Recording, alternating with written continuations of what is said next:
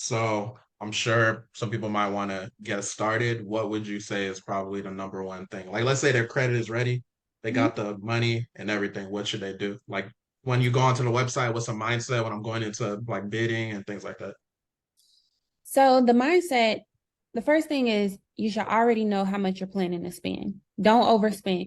Um, Being on the tax sales, the auctions, they can get pretty emotional. If you're in Okay. person, it's Yeah. easy to see other people and go back and forth. But if you're online, it's just a screen.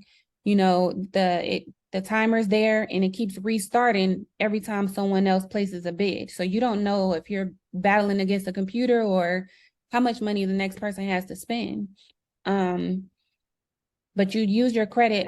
If you have decent credit, I would go apply for business credit. If you have a business, Mhm. and set aside a certain amount of credit that you want to use and figure out what market you want to go in. So, although I live in Georgia, I focus in the Cleveland market because it's cheaper up there.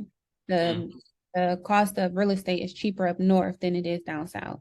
So, and plus I like the process. I've mastered the entire process at the tax auction in Cleveland.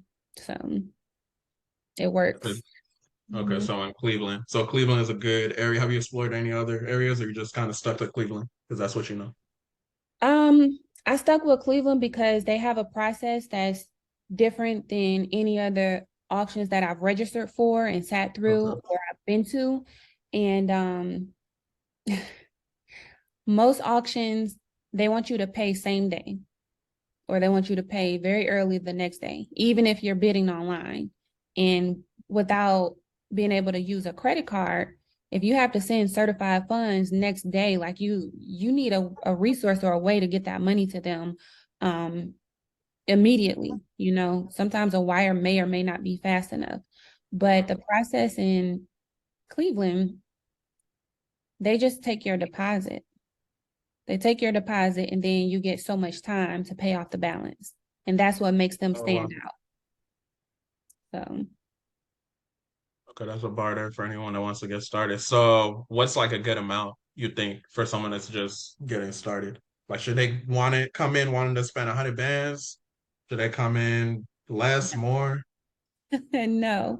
Um, Uh, it depends what you want to do. If you are interested in holding on to your property, like rental, if you're interested in doing some sort of group home and doing extreme renovations, or if you mhm. just want to purchase and flip without doing anything to it, you know, all three of those things require different amounts of reserve set aside or credit set aside.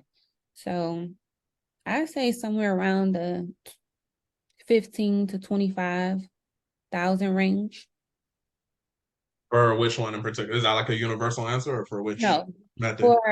for tax deeds in the areas in the Cleveland area, just to be on the safe Okay, side. We find some okay, a lot less than that, depending on what you're looking for. And gotcha. that's kind of my rule of thumb for the Cleveland area. Of course, the suburbs are a lot more expensive. Um, it's just whatever you're interested in. Okay. So, based off of your experience, do you do flips? Are you holding? Like, what does your situation look like? So right now I'm building a rental portfolio. So I have Okay, a couple properties right now that are being cleaned out and I'm going to hold on to them. I've found a lender that'll once they're once they're renovated, I'll be able to flip them or refinance out of basically get the money back that I paid for hmm. and that I spent on renovations. And I can flip that into a 30-year mortgage using the DSCR loans. Okay, what is that? Okay.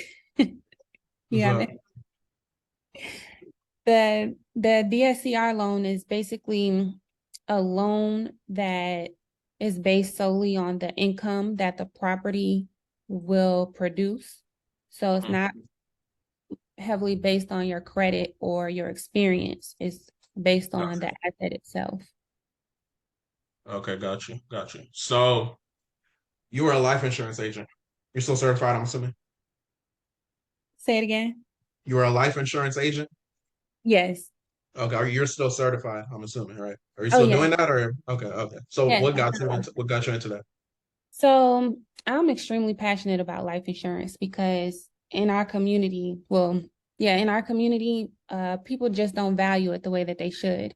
Yeah, Um, Life insurance is just one of those things that everyone needs. You can build wealth using life insurance, and I think people haven't taken the time to see exactly how important it is. So everyone's used to using the GoFundMe's when people, have accidents or yeah, meet their expiration date. And for whatever reason, that's become the standard to pay for funeral expenses. mm, But life insurance is so much more than just funeral expenses and money for your family for you not to be a burden.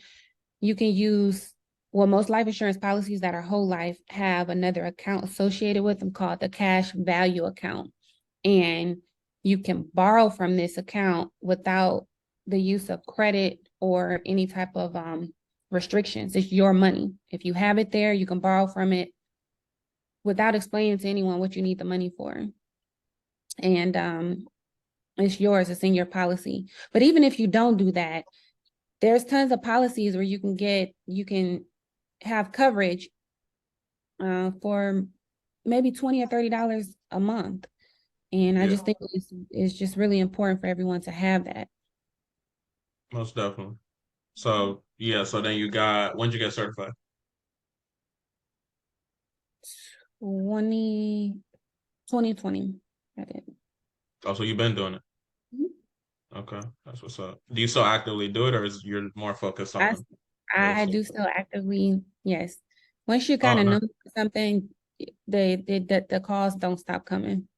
So Okay, got you. Okay, so what I want to ask you next, how do we meet? Just for the people. I just want the people, the people want to know how we met. me and Michael met. Why are you laughing? Me and Michael met, what year was that? 21 or 2021? Me and Michael met a couple years ago I think at 2021. business 21, okay, at a business conference in Miami. And we oh boy, we met before the plane, right? We met before the plane. Yeah. Yeah, something like that. Yeah. Okay, well, anyways, me and Michael met at a business conference and we were flown out to Miami and flown back to Atlanta. Whoa, pause, man. I ain't getting flued out. Pause. You got flued out. You No, got I flu- didn't. yes, you did. All So right, continue. Michael got flued out and he met me in Miami. But anyways, it was we were sitting next to each other on the plane and Michael was being mad weird, y'all. He was so quiet. He wouldn't speak to me. Yeah, you capping. It's But okay.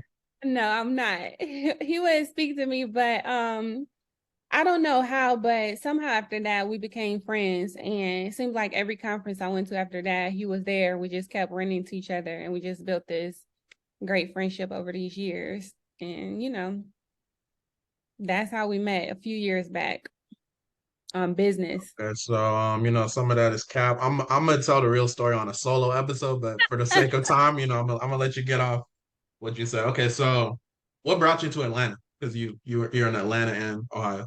You have family out there, or like what brought you to Atlanta? Yeah, I have family in Atlanta. So I grew up my summers in Atlanta. And Oh, yeah, so when I graduated high school, I knew that I wanted to move away and go to school out of state. Just for a better opportunity, you know. gotcha. You don't like Cleveland? You don't like the people in Cleveland, or what's going on? Cleveland, Cleveland is home, but I just knew I wanted to move away when I was younger. It can And it it could be anywhere. It wasn't necessarily about. It was just because yeah, you had Atlanta.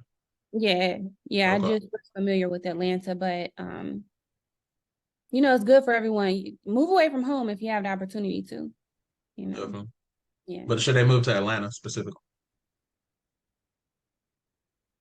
You can. It depends what you want to get into. Atlanta has got a lot of thriving industries going right now. Real estate, entertainment, depends what you want to do. The hair industry is booming down here. It's just, Mhm. it was good for me.